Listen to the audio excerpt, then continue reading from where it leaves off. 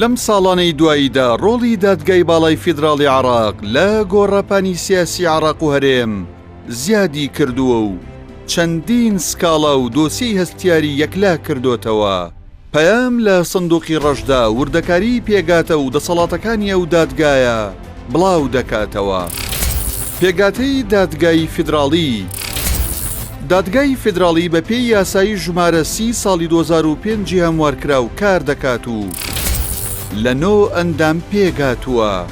لایەنە شیعەکان 5 ئەندام، سوننە 2 ئەندام، کورد 2 ئەندام. لەو چوارچەوێشدا پارتی و یەکێتی 2 ئەندامی سەرەکیان بەناوەکانی عەبدوڕەحمان سلێمان و دیار محەممەد لە دادگای فیدراڵی هەیە. بەپێی پەیڕەوی ناوخۆی دادگای فیدراڵی بڕیاردان لەسەر دۆسیەکان بە زۆرینەی دەنگی ئەندامان دەبێت.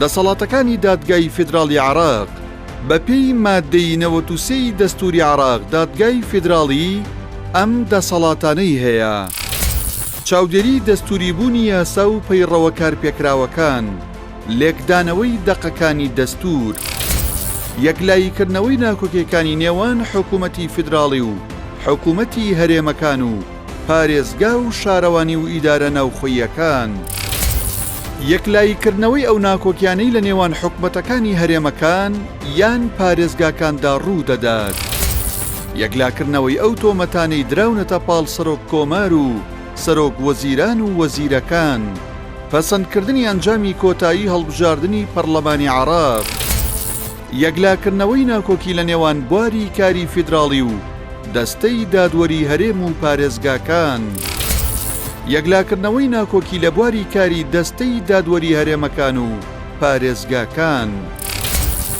بەپێی مادەی 94 دەستوری عێراق بڕیارەکانی دادگای باڵای فیدراڵی بنبڕ و پابندکەرن بۆ سەرجەم دەسەڵاتەکان.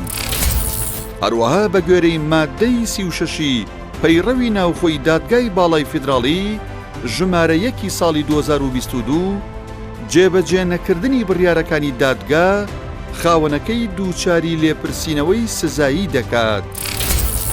دیارترین ئەو سکاڵانەی دادگای فیدراڵی یەکلایی کردوونەتەوە. دادگای فیدراڵی عێراق لە ساڵی 2022، 2023، 2024 کۆمەڵێک سکاڵای هەستیاری لەسەر هەرێمی کوردستان یەکلا کردوتەوە. لەوانە هەڵوەشاندنەوەی یاسای نەوت و غازی هەرێم لە 15/2 ساڵی 2022، هەڵوەشاندنەوەی یاسایی خانەنشینی کارپێکراو لە هەرێم لە 23/11 ساڵی 2022، هەڵوەشاندنەوەی درێژکردنەوەی تەمەنی خولی پێنجەمی پەرلەمانی کوردستان لە 30/5 ساڵی 2023، کۆتاییهێنان بەکاری ئەنجومەنی پارێزگاکانی هەرێم لە 24/9 ساڵی 2023، هەڵوەشاندنەوەی چەند مادەیەکی یاسای هەڵبژاردننی پەرلەمانی کوردستان و بڕیاردان لەسەر پێدانی موچەی موچەخۆرانی هەرێم لە ڕێگەی بانکەوە لە 21/2/2024.